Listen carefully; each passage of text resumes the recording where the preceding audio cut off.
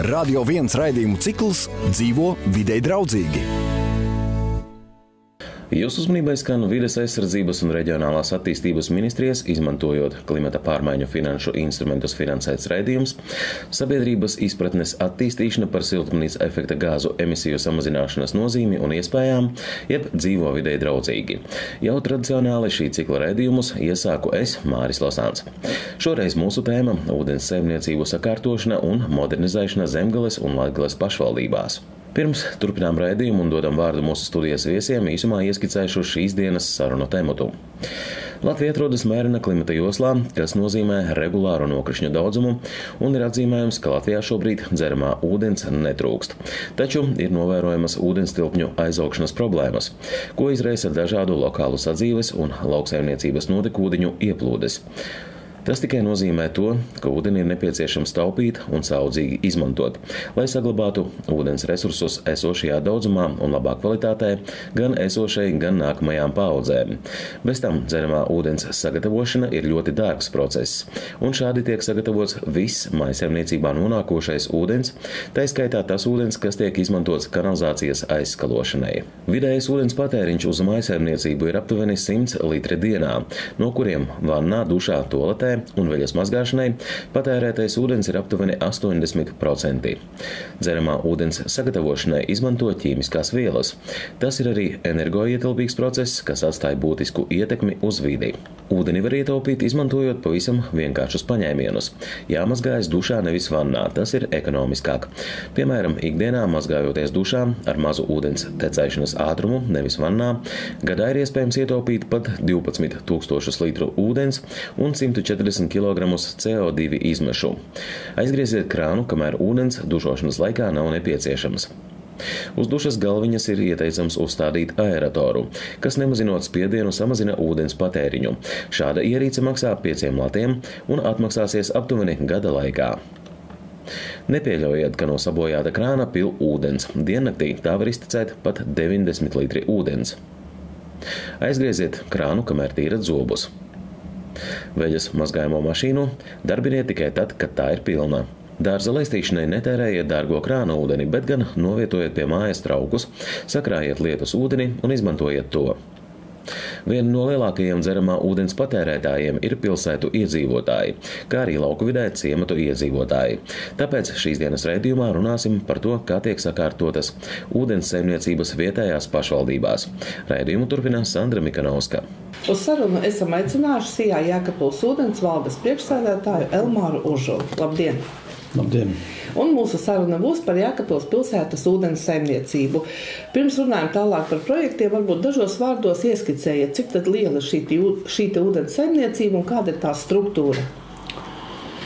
Jēkabpils ūdens apgādes sistēma sastāv no 10 attīstiskām akām, 4 atdzelošanas stacijām, attīrīšanas iekārtām un arī 13 kanalizācijas sūknētavām, jo pilsētai ir diezgan līdzena un, lai pārpumpētu, vajag kanalizācijas sūknētavas.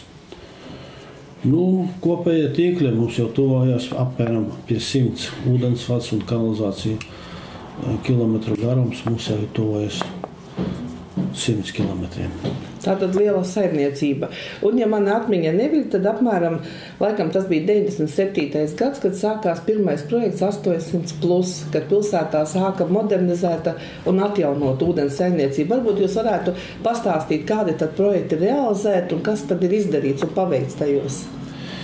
Jā, 2002. gadā, 2097. gadā, tas periods, kad mēs iesaistījāmies šīs te investīciju apgūšanā, vides ministrijas investīciju apgūšanā. Pirmais projekts bija 800+, kur mēs sakārtojam ūdens apgādi un attīrīšanas iekārtas. Šie bija pirmie 2 projekti, kur tad arī iepirkumu veica vides ministrija un uzraudzību veica Akva Brambis, kā vienmēr. Un tad laikam mēs apguvām kaut kur 3,2 miljoni līdzekļu. Sakārtojam atdzelžošanas staciju un attīrīšanas iekārtas.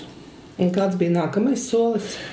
Nākamais solis bija jau otrā kārta. Tas ir tīklu paplašināšana, esošo tīklu sakārtošana un tīklu paplašināšana, lai iegūtu, lai dotu iespēju abonentu paplašināšana, lai būtu iespēja iedzīvotājiem pieslēgties pie centralizētas ūdens apgādes un kanalizācijas. Un šo projektu sauca Jēkabpils ūdenssaimniecības attīstības, laikam bija otrā kārta.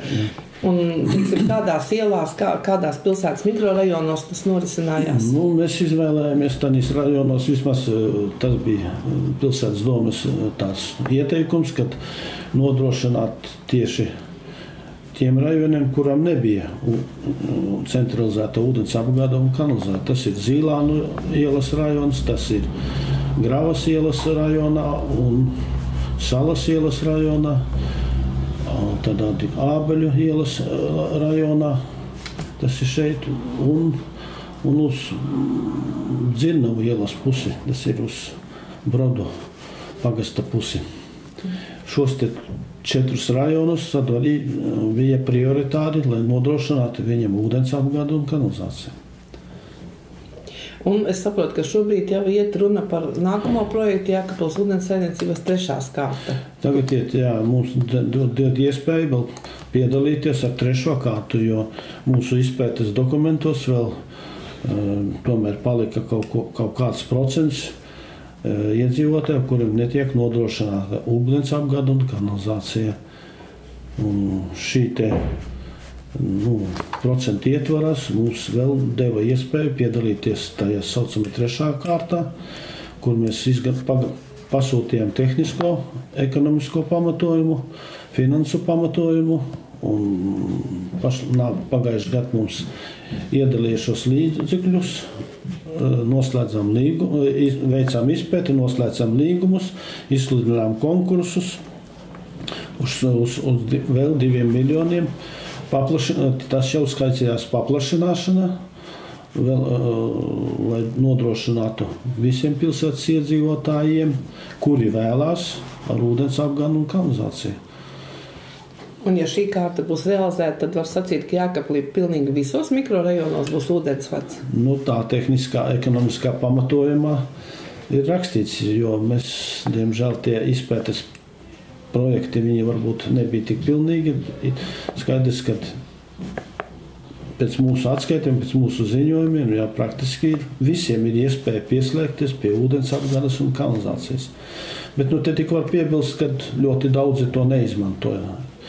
Mēs esam ieguvuši, apguvuši un izmantojot investīciju fondus, plus pieskaitot pilsētas pašvaldības līdzekļus, kas ir 30–35% apmērā. Un praktiski mums ir iespēja 100%, kas vēlas pieslēgties pie ūdens apgādes un kanalizācijas. Skaidrs, ka ir tādi individuālās mājas, individuālā dzīvojuma, kur varbūt neizsaka vēlēšanos vai negrib pieslēgties. Tas ir ļoti stipri atkarīgs no cilvēka, ja viņš no abonenta, no īpašnieka, ja viņam ir vēlēšanās uzlabot savus dzīves apstākļus, dzīvot pie normāla ūdens un normālas kanalizācijas notekūdeņu novadīšanas, nepiesārņojot savu pagalmu, nepiesārņojot savu īpašumu, tad var atrisināt praktiski jebkuram iedzīvotājiem. Kādi ir tie galvenie iemesli, kāpēc iedzīvotāji atsakās? Viņiem ir iespēja, bet viņš atsakās. Iemesli jau uzskata, ka var teikt, ka pamatā tas ir tas, kad jaunieši, kas, teiksim, atgūst savus īpašumus, iegūst savus īpašumus no vecākiem, no vecām mammām vai vēl no kā, tad tie obligāti cenšas pieslēgties pilsētas ūdens apgādē un kanalizācijai, bet vecāka gājuma cilvēki, kuri jau ir pieraduši un viņi ir dzīvojuši šādos apstākļos, viņi negrib mainīt un negrib papildus ieguldīt līdzekļus, lai pieslēgtos pie pilsētas centralizēta ūdens apgādes un kanalizācijas tīkla. Jūs minējāt, ka pieslēdzoties pilsētas tīkliem, cilvēki iegūst kvalitatīvu ūdeni. Vai varat kaut ko pastāstīt vairāk par to, cik tad kvalitatīvs ir dzeramais ūdens Jēkabpilī? Ūdensvada pārvaldē jau eksistē 34–35 gadus, tad mēs jau sākot no 79. gada, 85. gadā mums jau bija praktiski viss atzaužots ūdens. Tīklā tika pārdots atzaužots, atfiltrēts un tīrs ūdens. Gadu gājumā skaidrs, ka tie tīkli bija piesārņoti ar metāla nosēdumiem, ar kalcija nosēdumiem, bet gadu gaitā, veicot šos te investīcijas projektus, mēs esam praktiski 50%, gandrīz varbūt pat kādi 7–8% tīklu nomainījuši, un līdz ar to arī tīklos vairs nav to tā saucamā neatzaužotā ūdens, un šodien mums ir ļoti labs kvalitatīvs ūdens.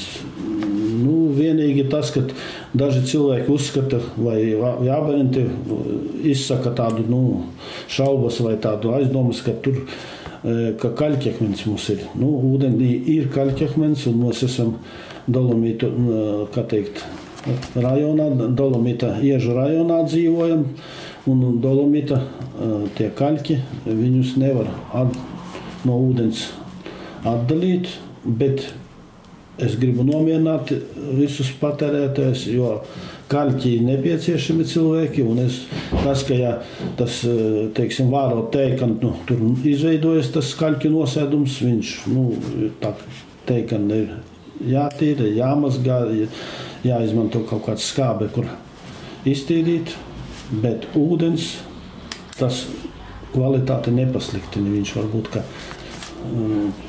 uzvārot viņš tā redzams, bet tā ūdens kvalitāte ir ļoti laba. Un tas nozīmē, ka Jēkabpilī droši var dzert ūdeni no krāna? Jēkabpilī var droši dzert ūdeni no krāna, jo mēs veicam monitoringu katru mēnesi, 2 reizes analīzes veicam, kvartālā reizi mēs dodam ziņojumus, atskaites, kad ūdens tiek pārbaudīts uz bakterioloģisko piesārņojumu, uz ķīmisko sastāvu. Pilsētā tas ir apmēram 22 vietās. Tas ir pamatā bērnu dārzi, skolas un kafejnīcas, kur ir tie gala patērētāji. Un arī reizi gadā vai reizi pusgadā mums pārtikas veterinārais dienests kontrolē. Ūdens mums ir labs, kvalitatīvs, tīrs un labs. Stāstot par Jēkabpils ūdens saimniecības infrastruktūru, jūs minējāt attīrīšanas iekārtas. Tas nozīmē, ka visi notekūdeņi tiek attīrīti un vidēji tas ir ļoti draudzīgi, ja? Jā, visus notekūdeņus, ko mēs savācam, mēs arī pagājušajā gadā investējām, ieguldījām līdzekļus arī izsmeļamās bedres, kas tiek centralizēti pakalpojumu kombināciju izvietot, un arī mūsu un arī pakalpojumu kombinācijas, viens privātais, un arī mēs praktiski veicam pilsētā arī izsmeļamo bedru izvešanu, un tas tika nogādātas uz attīrīšanas iekārtām kopējā plūsmā. Viņas ir attīrīts, tas notekūdens, iziet speciāls tehnoloģisks process, kas šo ūdeni padara nekaitīgu, un dūņas tiek atdalītas, tīrais ūdens tiek novadīts Daugavā. Pēc mūsu analīzēm, kas mums ir arī uzliktas par pienākumu kontrolēt Daugavu virs attīrīšanas iekārtām, un pēc attīrīšanas iekārtām, tad ūdens, ko mēs novadam, ir tīrāks nekā Daugavā. Ļoti jauki. Attīrīšanas iekārtās veidojas arī tā saucamie dūņu lauki. Ko jūs darat ar šīm dūņām? Jā, dūņu lauki mums veidojas, viņi mums ir papildus liela problēma. Papildus izdevumi šo dūņu apstrādē. Šīs dūņas tiek jauktas ar skaidām, ar lapām, ar citiem tādiem neitrāliem materiāliem, un mēs izvadam uz laukiem, uz zemniekiem vai individuāliem saimniekiem, kuriem ir lielas lauku platības. Mēs ar viņiem noslēdzam līgumus, mēs viņus aiztransportējam, un viņi tiek iestrādāti zemē. Bet viņi tiek iestrādāti zemē pēc 5 gadu 6 ilgas uzturēšanās, mūsu attīrīšanas iekārta. Mums ir speciāli dūņu lauki, kurā mēs viņus 5-6 gadus uzturam, viņi ziemas laikā un izsalst viss, kas tur ir tās baktērijas un visi tie koli. piesāņojumu un sajaukts ar kūdru, skaidām vai lapām un tiek izvests uz laukiem un aparts. Tā kā mēslojums dabisks, kā ja? Dabisks mēslojums. Mums jau tās dūņas ir kvalificētas kā dūņas, un dūņu, teiksim, process ir diezgan tāds, ar likumu ļoti stingri kontrolējums process, kur tiek izmantotas. Bet es gribu teikt, ka mēs nevaram salīdzināties ne ar Rīgu, ne ar Ventspili, ne ar, teiksim, lielajām pilsētām, kur šīs dūņas satur ļoti daudz smago metālu. Tas ir svinu, to nikeli un visādus citādus smagos metālus, kurus ir īpaši jāuzglabā un jānoglabā. Mūsu notekūdeņi nesatur šos te metālus. Viņi nepārsniedz to normatīvu, ko viņi satur, bet ne tik lielā mērā, lai viņus, teiksim, speciāli kaut kur apstrādātu. Mūsu dūņas ir labvēlīgas augsnes iestrādāšanai, un viņi nepasliktina kvalitāti zemes. Vai dūņas vēlas izmantot kādreiz arī privātie, teiksim, iedzīvotāji saviem dārziem, un vai arī pilsētā kaut kur apstādījumi, teiksim, lobēm izmanto? Teiksim, 10 vai 20 gadu atpakaļ, kad bija cilvēks individuāli nodarbojas ar lauksaimniecību, tad bija iespēja to. Mēs izmantojam, mēs devām iespēju, teiksim, bet šodien jau individuāli maz kas nodarbojas ar lauksaimniecības, tikai lielās zemnieku saimniecības. Un ar tā mēs tikai strādājam, ar individuāliem nav prasība, nav pieprasījuma no mazām saimniecībām, no individuāliem. Jūs minējāt par šiem te projektiem stāstot, ka praktiski ir apgūta visa pilsēta un var pieslēgties pie ūdensvadu un kanalizācijas. Vai tas nozīmē, ka uzņēmuma attīstība ir apstājusies? Kāda ir jūsu nākotnes ieceres? Pilnīgi jau nav vēl visās ielās ūdensvads un kanalizācija, bet tie iedzīvotāji, kas izteikuši vēlēšanos, rakstiski mums iesniedzot iesniegumus caur domi vai patieši ūdensvadā, mēs centīsimies turpināt.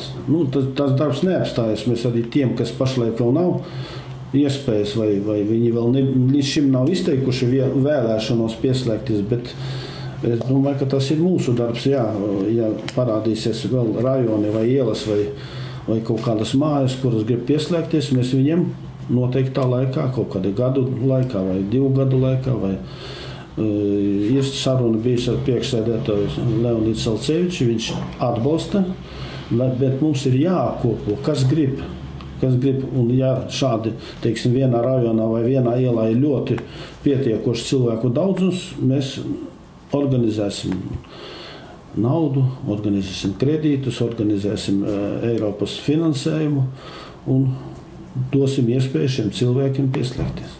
Un visbeidzot, Jēkabpilī attīstoties un paplašinoties, pilsētas robežas ir cieši piegājušas līdzās esošo novadu robežām, tam pašam Ābeļu pagastam, Krustpils novada Zīlānu un elektroapakšstacijas rajons, arī Spuņģēni. Vai, teiksim, jūsu ūdens saimniecībai ir arī iespēja iziet ārpus pilsētas, un vai arī tas ietilpst kādos plānos? Jā, mēs jau no salas pagasta Brodu mikrorajonu pieņemam notekūdeņus. Mēs viņam piedāvājam arī ūdeni piegādāt uz turieni, bet, diemžēl, vietējās padomes nesevišķi grib atdot to maizes, kā teikt, iespēju pelnīt, jo viņiem līdz ar to, ja viņi paši uztura savus tīklus un kanalizācijas, viņiem ir vietējiem cilvēkiem darbs.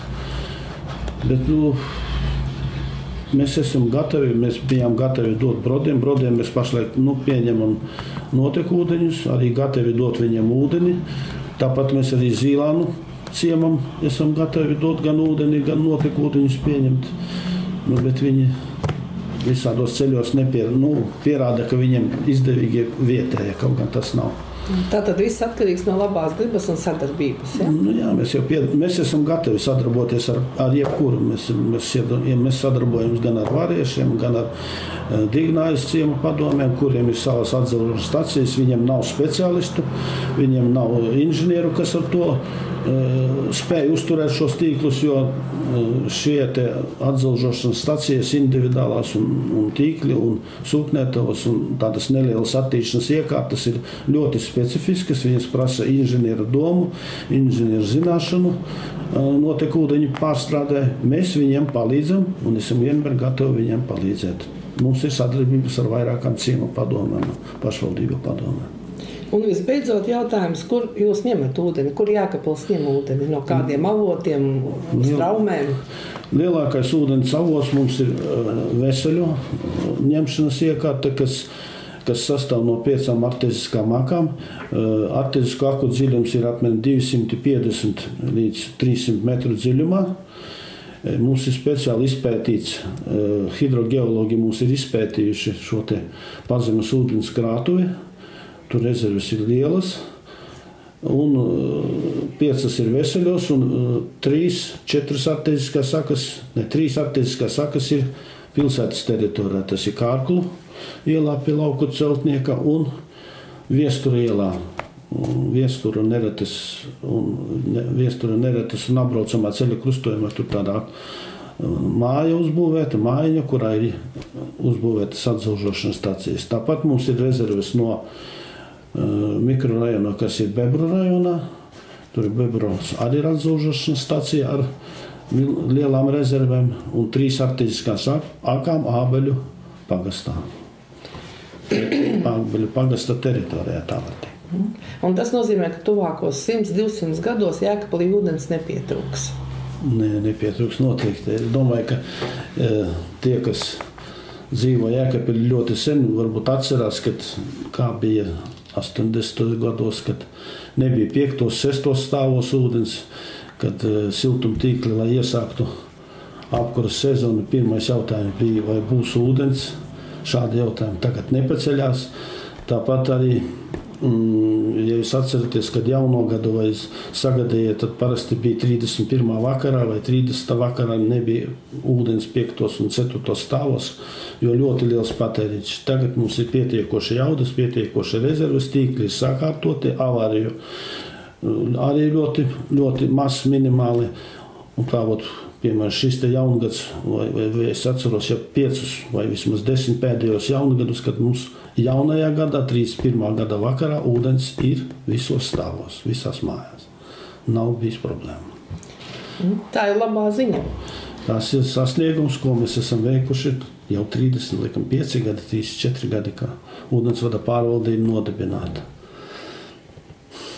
Paldies par sarunu! Tātad sakārtot ūdens saimniecību ir svarīgi ne tikai pilsētās un lielajās pilsētās, bet viennozīmīgi arī lauku vidē un ciematos. Tāpēc sarunu mēs turpinam ar Kruspils novada domas priekšsēdētāju Kārli Pabērsu. Labdien! Labdien! Un mūsu saruna būs par ūdens saimniecību Kruspils novadā. Pirms turpināt par projektiem, kas realizēti, varbūt īsumā ieskicējiet to struktūru, cik ciematos un kā, teiksim, ir izvietota šī ūdens saimniecība. Kā zināms, tad novadu veidojot apvienojas 6 pagasti. Visos pagastos ir vairākas apdzīvotas vietas. Mēs pamatā startējam ūdens saimniecības Eiropa atbalstītajos projektos Eiropas finansējumam, kur iedzīvotāju skaits ir līdz 2000 iedzīvotājiem. Bet tur arī tā apakšējā robeža ir noteikta, un mums patreiz nav izdevies nostartēt un gūt atbalstu Variešu pagastā, ar Antūžu ciemu, teiksim arī ar Mēģņu ciemu, jo tur šie iedzīvotāju skaits ir krietni zem 100 patreiz, jā. Turpinājumā izstāstiet par projektiem, kurus ir izdevies realizēt, kuros ciemos un kas ir paveikts šajos projektos. Pirmais varbūt projekts, ko novads jau apvienoties uzsāk ir Variešu pagastā Variešu ciemam. Iestrādes tie bija no pagasta padomes puses, tehniskā dokumentācija un apstiprinātās šīs te ekonomiskie pamatojumi. Ja. Variešu ciemā realizējām. Tā, viņš ir realizēts pamatā 11. gadā. Kopējā summa Variešos, ko apguvām, ap 170,000 latu. Šeit tika izdarīti galvenie darbi, kas tika izdarīti, ir ūdensvada atjaunošana, kanalizācijas sistēmas atjaunošana. Variešu ciematam varbūt tā uzreiz turpinot, ir vajadzīga arī otrā kārta, jo Variešos netika atjaunotas notekūdeņa attīrīšanas ietaises, un tas ir galvenais objekts otrajai kārtai. Tur pašreiz arī tiek sagatavoti gan tehniski ekonomiskais pamatojums, gan arī tehniskā daļa, projekta tehniskā daļa jau, un lai mēs tā ceram, ka būs februāra mēnesī, atsimredzot, uzsaukums vēl viens projektu pieteikšanai, un mēģināsim startēt, lai gūtu atbalstu otrajai kārtai. Tā Varieši bija pirmais ciemats, tad mēs apguvām un arī realizēcija Vīpes pagastā, Vīpes ciematam, arī ūdens saimniecības atjaunošanas darbi. Šeit šī kopējā summa bija projekta atbalstā. Kopējā summa 189,000. Tur iznāca nedaudz sadārdzinājums, negluži varējām tā realizēt, kā bija uzprojektēts, radās papildus izdevumi, bija jāizbūvē viena sūkņu stacija papildus. Bet šeit arī pamatā ir atjaunots ūdensvads un kanalizācijas sistēmas, ir jauni pieslēgumi ierīkoti. Arī Variešu ciematā ir jauna pieslēguma, jauna abonenti, kā mēs šo pakalpojumu varam piedāvāt klientiem. Un Vīpē arī vajadzīga turpinājums otrajai kārtai, jo Vīpē arī pirmā kārtā notekūdeņu attīrīšanas ietaises netika sakārtotas, viņas joprojām darbojas becajā, režīmā, mehāniskajā. Vīpē pusē mēs klāt sakārtojam arī ūdens ņemšanas vietu, atzelžošanas sistēmu. Šos jautājumus realizēt projektu Vīpē. Tālāk realizēts projekts ir Atašienas ciemā, Atašienas pagastā. Šur šī kopējā summa arī vairāk kā 180,000 latu. Šeit tika izbūvētas notekūdeņa attīrīšanas ietaises ar jaudu 36 kubikmetri, patreiz ir pirmā ziema. Redzēsim, kā mums viņas uzvedīsies. Notekūdeņu attīrīšanas ietaises ir ražotas Lietuvā. Bija te mazas tehniskas problēmiņas pirmajos salos, bet cerams, ka viss ir garantijas laika vēl varēs sakārtot un darboties. Bet no rudens puses, tā kā mēs pieslēdzām, darbojās ļoti labi. Un baktērijām bija ko ēst, un viņas dzīvoja un arī ūdens attīrīts ļoti patiešām kvalitatīvi attīrām. Atašienas ciematam arī vajadzīga otrā kārta. Atašienas ciematam ļoti gara ir trase līdz attīrīšanas ietaisēm. Viņiem ir šajā trasē diezgan padaudzā virsūdeņa ieplūst. Atašienas ciematam varbūt arī viens vēl tāds mīnus papildus ir, ka virsūdeņu novadīšana, tie, kas, nāk no laukumiem, daudz dzīvokļu māju pagalmiem un šādām te diezgan lielām platībām. Iepriekš ir izbūvēts un viss ir novadīts attīrīšanas ietaisēm, bet no Eiropas regulas gluži tā neparedz.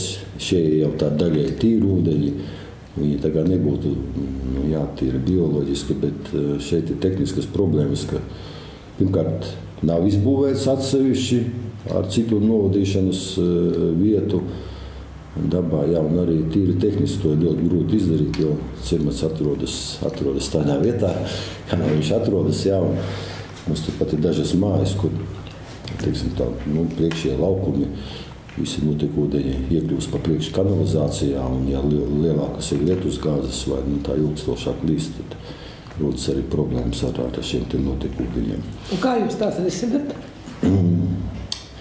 Patreiz jau joprojām tāpat plūst uz attīrīšanas ietaisēm, jo nav mums patreiz cita risinājuma. Tas arī Atašienas ciematam mēģināsim rast risinājumu otrās kārtas ietvaros. Arī šeit otrā kārta ir jādara darbi.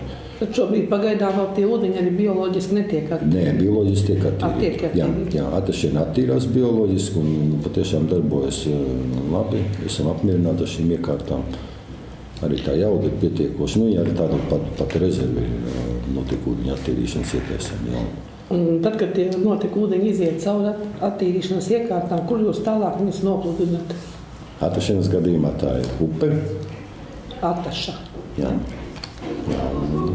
Tālāk savu ceļus pa posmiņam, jā, līdz Daugavai un līdz Jūrai. Bet patiešām kvalitāte ir laba, arī rezultāti ir labi. Patīkami ir apzināties, ka mēs šādai veidai esam samazinājuši dabas piesārņojumu. Bet Atašienē vēl ir diezgan daudz ko darīt. Atašienē mums viena varbūt kopēja problēma ir ciematam. Dzeramais ūdens ir ļoti piesātināts ar dzelzs saturošām vielām. Un tā koncentrācija dzelzim ir tik augsta, ka tās atdzelžošanas iekārtas, ko piedāvā, ilgstoši nespēja nodrošināt, sagatavot dzeramu ūdeni kvalitatīvu. Mēs esam te uzlabojuši daudzas reizes. Patreiz arī šoruden, iepriekšējā gadā, rudenī, kārtījos uzlabojumus veicām. Patreiz darbojas, arī tie rezultāti patiešām iedzīvotāji apmierināti. Bet, Vai esat pētījuši vai pētīts vispār, kāpēc ir tik ļoti liela šī dzelzs koncentrācija tieši Atašienē ūdenī?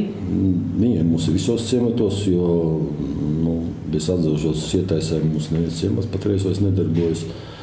Ūdens visur ir dzelzs satura, bet tā koncentrācija ir no viena pat zemāk. Mums ir dažas vietas, dažas attēs, kas sakas, kur nav arī šis 1 miligrāms litrā, jā. Dzelzs koncentrācija, bet Atašienē šie 6 vairāk pat, un katru gadu vēl pasliktinās. Tā laikam visā Latvijas mums ir tāda maza tendence, tomēr, kad dzeramais ūdens, ko iegūstam no dziļurbumiem, palielinās šis dzelzs saturs viņā. Normālai atdzelžošanas ietaises, tas, kas mums ir pieejams, darbojas līdz kādiem 4 mg litrā. Dzelzs koncentrācija. Ja ir lielāka, tad jau rodas problēmas. Viņas jāmēģina risināt. Dzelzs koncentrācija ir liela. Mēs no ūdeņa, protams, dabūt nos, bet lai viņi atdalītu un pēc tam iznestu dabā atpakaļ šo dzelzi, ja, viņš ir jādabū caur filtrēšanu materiālu. Varam atdalīt. Ja, un ar šo filtrēšanu materiālu šī lielā dzelzs koncentrācija ātri. Viņš vairs nefiltrēs. Jāmaina filtri. Viņi nav nomainām tik vienkārši, un tas ir dārgi ļoti mainīt. Ja? Tās ir tādas speciālas granulas. Granulām nav nevainas, bet viņas neprotam izskalot. Viņas tik ātri aizšķep cieti, ka vairs nenotiek visā šajā te virsmā, kas tur ir diezgan liela, atsimedzot, aprēķināt. Tas ir tīri tādas tehniskas problēmas, jo es vēlreiz saku, ka šīs iekārtas, ko mums Latvijā pamatā uzstāda, viņas ir domāts kaut kur vienā ciklā var noņemt 4 mg dzelzi litrā, ja, un ja viņš ir vairāk, tad ir tik kā 2 reizes, vienreiz atdzelžojam, bet nelēmīt tā pirmajā reizītē jau piesārņot ūdeni ar gaisu, tas process tā notiek, tas dzelzs grib izgulstēties viss ārā, ja, un viņš tur paliek tajā filtrēšā materiālā, tas salīp, un mēs viņu vairs tā nevaram izkolot, un ar katru, dienu, ko vairāk lietojam, viņš vairāk arī mēģina aizsērēt cieti. Bet kopumā ņemot, tad, kad viņš iziet cauri visai sistēmai, nonāk attīrīšanas iekārtās, viņš dabā aiziet jau attīrīts, un vide nepiesārņojas. Nē, vidējā dzelzs nekaitē. Mums te Eiropas prasības bija 0,2 mg litram, kur tad mums jau pēc tam bija tabletes jādzer. Dzelzs organismā vajadzīgs noteiktā daudzumā. Tieši tā. Turpat līdzās Atašienē ir Mežāras ciemats, vai arī tajā ir kādi? Mežārē patreiz iepriekšējā domas sēdē mēs apstiprinājām uzdevumu otrai kārtai. Ne uzdevumi, bet jau ir summa zināmas otrās kārtas realizēšanā. Pirmās kārtas realizēšanai, labi veiksies, tad mums šoruden tādā vēl rudenī vajadzētu uzsākt. Un te garš process ir dokumentācija sagatavot, tehniskais projekts ir pirmajā kārtē. Tur arī jāizbūvē attīrīšanas ietaises, un arī jānomaina gan ūdensvadā posmi, gan arī kanalizācija, un arī plus jauni pieslēgumi jāveido. Mežārē ir izbūvēta daļa kanalizācija, un arī pamatā kanalizācija, ka nav visi pieslēgti klienti, individuālās mājas. ir papildus jāpieslēdz, bet arī ir daudz metru un daudz arī latu pretī. Jūs vēl neminējāt divus ciematus. Tas ir Kūku pagasts un tas ir Krustpils pagasts. Vai arī tur notiek darbība kāda projekti? Krustpilī Spunģēnos iepriekšā gada 12. gada beigās ir realizēts projekts pirmā kārta, kur arī tika atjaunots ūdensvads daļēji un kanalizācijas sistēma daļēji, un plus arī atjaunotas attīrīšanas ietais notekūdī. Vēl ir pie mums realizēts un arī darbojas jau Jaunās Mūžas ciematā, pansionātā Jaunā Mūža, tas ir Kūku pagastā, realizēts, šeit izbūvētas ir attīrīšanas ietaises un lielas jaudas, jo šeit pansionātam ir notekūdeņi daudz lielāka. Vislielākās jaudas attīrīšanas ietaises mūsu novadā, vairāk kā 70 kubikmetri diennaktī. Nedaudz ir atjaunot arī ūdensvads un kanalizācijas sistēmas, bet tur arī otrā kārta patreiz ir arī. Otrai kārtai ir dažādās stadijās šeit otrās kārtas izstāde ir tā, kur jau tehniskā dokumentācija top, un ir arī, teiksim, viena projektu grupa, kuras vēl gaida uzsaukumu pieteikšanos uz, teiksim, pēdējo, varbūt to reizi, kad Eiropas nauda vēl paredzēta ir. Patreiz notiek iepirkums Kūku pagasta Kūku ciematam, notekūdeņu, gan attīrīšanas ietaišu izbūvē, gan arī sistēmu rekonstrukcija. Tur varbūt šim ciematam vienīgais, laikam, ciemats no mūsu visiem novada lielākiem ciematiem, ja, kur ir kompakta varbūt tā sistēma, un šeit patreiz nav pieteikšanās otro kārtu, nav domāta, jo sākot aprēķini mums rādīja, ka mēs varētu apgūt vienā reizē visu, jo ir finansējums, ir reglamentēts, neko vairāk par 350 000 vienai kārtai negrib piešķirt finansējumu. Kā mums izdosies pirmajā kārtā Kūku ciematam. Iepirkums jau iet diezgan ilgstoši. Pirmā reizīte bija celtniekiem apatīte laba, ja tā var teikt, jā. Un mēs nevarējām no šīs vēlmes izpildīt, jo krietni pār projekta paredzētajām summām bija. Tad mēs veicām nedaudz korekcijas tehniskajā dokumentācijā un tajās savās prasībās. Iepirkums tika izsludināts vēl vienreiz. Tad mēs bijām spiesti dažādu likumdošanas interpretāciju rezultātā viņu apturēt decembra sākumā, un viņš patreiz izsludināts vēl vienreiz. Diemžēl ir tā ar visiem šiem ūdens saimniecības projektiem, un ne tikai atsimedzot ar daudziem citiem, ka tā sagatavošanās periods, saskaņošanas periods, atbalstīšanas periods, naudas finansējums tiek piešķirts, līdzekļi, līgumi noslēgti. Un tā realizācija paliek vismazāk. Kamēr mēs veicam iepirkumu, kamēr to un to, ir tie termiņi jau gandrīz pēdējie mēneši palikuši, ka projektam jātop realizēs. Un tā mums varbūt arī grēkojam vienotries uz kvalitāti, jo celtniekiem mēs atvēlam patiešām 2-3 mēnešus. Viņiem ir jāapgūst līdzekļi. Tāpēc varbūt arī vienotra summa ir lielākā iepirkumā, jo viņiem tas ir lielākiem apjomiem. Darba spēku lielāki jādara. Drusku tā sistēma varbūt nav gluži pareiza. Jāpiemina, ka tā birokrātija, kas tur pa vidu ir daudz vairāk laika aizņem nekā patiešām tas tīri fiziskais darbs pie reālas realizēšanas darbā. Pirms kāda brīža, teiksim, jums bija, ja ne strīds, tad vismaz domstarpības vai, teiksim, mazliet varbūt tāda kā berzēšanās ar pilsētu jautājumā par Zīlāniem, kas ir tā kā Kūku pagasta teritorijā, jo gan pilsēta nobeidzas ūdensvadu un kanalizācija pie pilsētas robežas, viņi sekmīgi var viņus turpināt, gan arī tas savukārt ir Kūku pagasta, teiksim, klienti, īpašums un arī infrastruktūra. Kā šobrīd šis jautājums risinās? Uz Zīlānos pirmās kārtas darbi arī varētu būt, ka šodien tiks uzsākti. Mēs esam atraduši kompromisu un arī teiksim, saskaņojumu uz ūdensbūvju komisijā un ministrijā, ka pilsēta savās robežās, labi, šeit ir pieslēguma punkti uz pilsētas robežas ir, jā, viņi dabā ir izbūvēti daļai, nav visi izbūvēti, jo Jēkabpils pilsētā ir Zīlānu ciematā, jā, tad, teiksim, to daļu. Tur ir ļoti minimāli izbūvēts arī patreiz. Varbūt tas centrālais tikai centrālajā vadi, jā, bet nav apgūta tā pilsētas daļa, kas atrodas aiz dzelzceļa vēl. Tur arī tāds mazs ciematiņš pilsētā ir. Mēs kompromisu esam panākuši.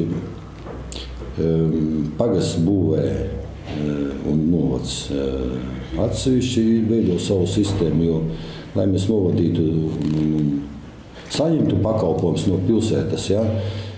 Pilsētas šiem dienestiem. Pirmkārt ir cena atšķirība, mēs iedzīvotājus informējam, kāda varētu būt cena, ja pakalpojums jāsaņem no pilsētas un kāda cena, teiksim, mēs un mūsu aprēķinos tiek piedāvāta. Šeit ir atšķirības, mūsu pakalpojums ir lētāks, tā var teikt uzreiz, ja? Un iedzīvotāji nebija ar mieru, ka mēs dalāmies šī pasākumā ar pilsētu. Tas ir līguma pārslēgšana. Pilsētā iedzīvotājs kā klientus negrib ņemt, tā patiešo viņi grib, teiksim, ar pašvaldību pa vidu. Mēs esam ar saviem iedzīvotājiem, jā, tādā dubult. No ekonomiskā viedokļa tādā ilgtermiņā, mēs paliksim atvērti, jā. Varbūt ūdens apgādē varam risināt šo jautājumu kopēji, ja tur ir vienkāršākā tā sistēma, notekūdeņiem. Mūsu Zīlānu ciematā viss patreiz tiek arī perspektīvā, man šeit arī otrai kārtē pamatā nav jāizbūvē sūkņu stacijas, neskaitot varbūt pie pašām attīrīšanas ietaisam, ir dabiskais kritums, notece normāla.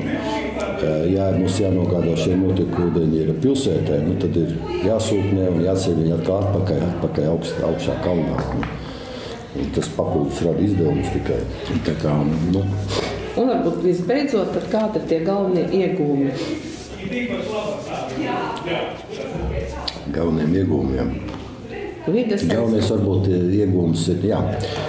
Pirmais varbūt patiešām, tur, ka esam realizējuši šos projektus jau tā daļēji vai vairāk, kur izbūvētas attīrīšanas ietaises šajos ciematos, ir patiešām uzlabojumi samazināt vides piesārņotība. Kaut arī mūsu, teiksim, esošā sistēma, tā nav, ka mēs patiešo vidē novadījām notekūdeņus. Viņi arī tagad tika attīrīti. Tie rezultāti nebija nemaz tie sliktākie, jo mums ir mazi apjomi. Var jau teikt, ka mēs sākotnēji projektus rakstot un pētot, ir viens iedzīvotājs skaits. Tā, kad tiekam līdz kādai izpētes stadijai un kaut kādam tehniskam jau izpildes līmenim, tad ir iedzīvotājs skaits vēl samazinājies ciematam. Un tā, kad esam izbūvējuši, diemžēl viņš vēl mazāks palicis. Un, tie apjomi kubikmetros, viņi ir ļoti samazinājušies varbūt no tiem laikiem. Tā, kad pamatā visos ciematos bija izbūvēts attīrīšanas ietaises 100 kubikmetru jaudu diennaktī, pat 200 kubikmetru jaudu diennaktī. Gan Mežārē, gan Atašanai bija vēl lielākām jaudām. Tur nebija ko attīrīt. Bioloģiski attīrīšana balstās uz to lietiņu, ka tai baktērijai jādod kaut kas ēst ir ar to notekūdi. Un ja viņai nav ko ēst, tad viņam dabiski mirst. Jā. Un tā arī notika, ka vienkārši baktērijas aizpādām ir. Jā. Notekūdeņi ir augsti, jo mums pamatā lielākā daļā siltūdeni. Vasarā labi savādāk, bet siltūdens pamatām. Ļoti minimāli ciematos iedzīvotāji izmantos siltūdeni. Viņi paši, teiksim, uzsilda elektrību, tas ir dārgi, tad minimāli, taupīgi. Ja mēs arī varam piedāvāt, un arī piedāvājam, siltūdeni varam piegādāt mājās. Jā. Bet tāpat ekonomē, jo siltā ūdens kubikmetrs ir dārgs. Jā. Tā kā, ja tā kopējos ciparos, tad patreiz mēs, teiksim, šajos realizētos projektos esam apgūjuši kāds nepilnus 900 000 latus. Jā, tas ir kopā ar Eiropas naudiņu, jā, tā kopējā summa. Varbūt Eiropā finansējums ir nepilni 600 000, tā skaitā no šiem 900 000. Kas vēl būtu jāpaspēj apgūt, kam mēs jau esam zināmā stadijā, gan tehniskā dokumentācija, gan pamatojumi ekonomiskie, gan teiksim, vēl pat iepirkumi, ja tad jābūst vēl šajos, tad, teiksim, atlikušajos 2 gados, 2013. 14. ap 3,5 miljonus latu apmēram pēc tiem aprēķiniem. Tā kā esam ceļa sākumā. Novēlu, lai veicas, un paldies par sarunu. Paldies! Par ūdens saimniecības attīstību sarunu mēs turpināsim ar Jēkabpils novada īpašumu pārvaldīšanas un pakalpojumu sniegšanas nodaļas vadītāju Aivaru Vanagu. Labdien! Labdien! Un mūsu šīs dienas sarunas temats ir ūdens saimniecība Jēkabpils novadā. Pirms turpinam sarunu par projektiem, kas realizēti, varbūt īsumā ieskicējiet, cik tad liela šī ūdens saimniecība, kāda ir tā struktūra un, teiksim, kā tā ir izvietota, acīm redzot, droši vien pa ciematiem un plaši. Ūdens saimniecību pārvalda katra pārvalde atsevišķi. Mēs pieņemam lēmumus par tarifiem kopējiem, bet tā visu apsaimnieko katra pārvalde. Tātad 7 pagasta pārvaldes ir, kas apsaimnieko katru savu ūdens saimniecību. Un tās ir, protams, dažādas. Vienas ir lielākas, vienas ir mazākas. Varbūt pastāstiet, kādi projekti ir realizēti? Projekti pašlaik Eiropas nauda ir realizēti. Pirmais ir realizēts Ābeļu pagasta pārvaldē. Tas jau ir bijis pirms novada apvienošanas. Tad nākošais ir kopā gāja Zasas pagasta pārvaldes un Dignājas pagasta pārvaldes ūdens saimniecības. Dignāja bija apgūti kaut kur apmēram 118,000 latu. Un Zasā ir 160,000 latu kaut kur. Pēc tam nākošais pagājušajā gadā mēs beidzām Dunavas pagasta pārvaldē, kur apguvām kaut kur 109,000. Un šogad ir tikko noslēdzies ir arī Rubeņu pagasta pārvaldē ūdens saimniecības projekts. Tā izmaksas kopā sastādījās kaut ko 360. Tas ir viens no lielākajiem. Un kas notiek Leimeņu kalna Mežgavas un Vidsalas? Leimeņiem ir noslēdzies iepirkums, vēl nav pieņemts lēmums, notiek izvērtēšana. Naudās mēs esam iekļaujušies. Un pašlaik par kalna pagastu Vidsala ir sagatavots tehniskais projekts.